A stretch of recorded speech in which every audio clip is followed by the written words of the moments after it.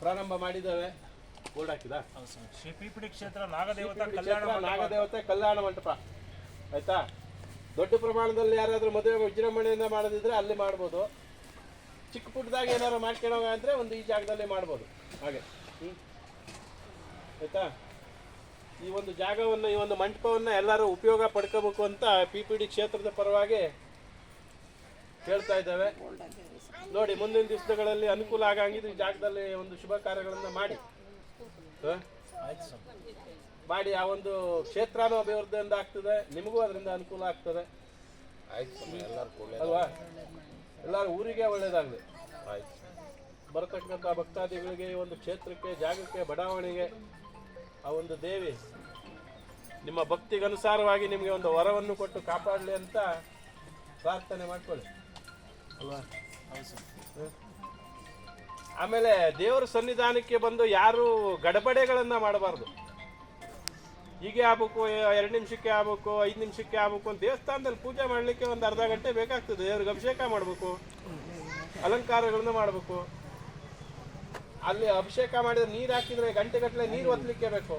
ನೀರು ಹೋಗೋದಿಲ್ಲ, ಪೀಠದ ಬುಡಕ್ಕೆ ನೀರು ನಿಂತು ಬಿಡ್ತದೆ. 2 ಕೊಡ ಅಭಿಷೇಕ ಮಾಡಿದ್ರೆ ಅರ್ಧ ಗಂಟೆ ನೀರು ತಳ್ಳಲಿಕ್ಕೆ ಬೇಕಲ್ಲ ಒಳಗಡೆಗೆ.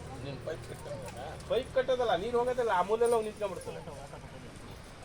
ಅಲ್ಲ, ಯಾವುದೇ ಒಂದು ಪೂಜೆ ಮಾಡಲಿಕ್ಕೆ ಬಂದ ಕೂಡಲೇ ಅಷ್ಟೊಂದು ಮಾಡ್ಕೊಂಡ್ಬಿಡ್ತಾರೆ, ಪೂಜೆ ಆಗಲ್ಲ. ಅದು ಒಂದು ಪೂಜೆ ಮಾಡಲಿಕ್ಕೆ ಒಂದು ಅರ್ಧ ಗಂಟೆ, 3/4 ಗಂಟೆ ಟೈಮ್ಗಳು ಬೇಕು. ಈಗ ಅರ್ಧ ಹೋಮ ಮಾಡ್ಕೊಂಡ್ಬಿಟ್ಟು ಹೋಗಲ್ಲ, ಮಂಗಳಾರತಿ ಕೊಡ್ಲಿಕ್ಕೆ ಹೋಗ್ಬೇಕು ಅಂದ್ರೆ ಇದು ಅರ್ಧ ಅದು ಅರ್ಧ, ಯಾವುದಕ್ಕೂ ಫಲ ಸಿಗೋದಿಲ್ಲ.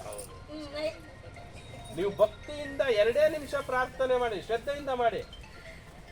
ಸುಮ್ಮನೆ ಎಲ್ಲೋ ಮನಸ್ಸು ನಾನು ಅಲ್ಲೋಗ್ಬೇಕು ಇಲ್ಲೋಗ್ಬೇಕು ಅಂತ ಪ್ರಾರ್ಥನೆ ಮಾಡಿದ್ರೆ ಆ ಪ್ರಾರ್ಥನೆ ಮಾಡಿಸಿದವ್ರಿಗೂ ಚಲೋ ಆಗೋದಿಲ್ಲ, ಮಾಡಿದವ್ರಿಗೂ ಆಗೋದಿಲ್ಲ ಅಲ್ವಾ. ದೇವರೇನು ಬಂದು ಕೇಳೋದಿಲ್ಲ, ನನಗೊಂದು 10 kg ಪುಳಿಯೋಗರೆ ಕೊಡು, 10 kg ಬಿಸಿಬೇಳೆ ಬಾತ್ ಕೊಡು, 10 kg ಕೇಸರಿ ಬಾತ್ ಕೊಡು ಅಂತ. ನಾವು ಏನು ಒಂದು ಹೂ ಭಕ್ತಿಯಿಂದ ಹಾಕ್ತೀವಿ ಅದು ಮಾತ್ರ ದೇವ್ರು ತಗೊಂಬೋದು, ಎಲ್ಲ ನಾವೇ ತಿನ್ನೋದು ಅಲ್ವಾ.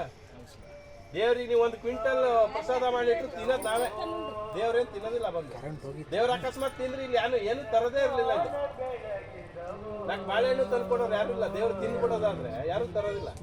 ನಾವೇನು ಭಕ್ತಿ ಕೊಡ್ತೀವಿ ಅದೇ ಮೇನು. ನಮ್ಮ ಭಕ್ತಿಗೇನು ಕಲ್ಮಶ ಇಲ್ಲದೆ ಇರ್ತದೆ, ಅದಕ್ಕೆ ತಕ್ಕಂಥ ವರ ದೇವ್ರು ಕೊಟ್ಟೇ ಕೊಡ್ತಾನೆ. ಯಾವ ದೇವರು ಏನು ಮಾಡೋದಿಲ್ಲ.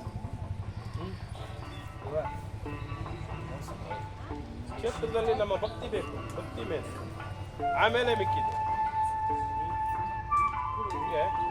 ಹೀಗೆ ಎಲ್ಲ ಪ್ರಾರ್ಥನೆ ಮಾಡ್ಕೊಳ್ಳಿ ಒಂದು ಕ್ಷೇತ್ರಕ್ಕೂ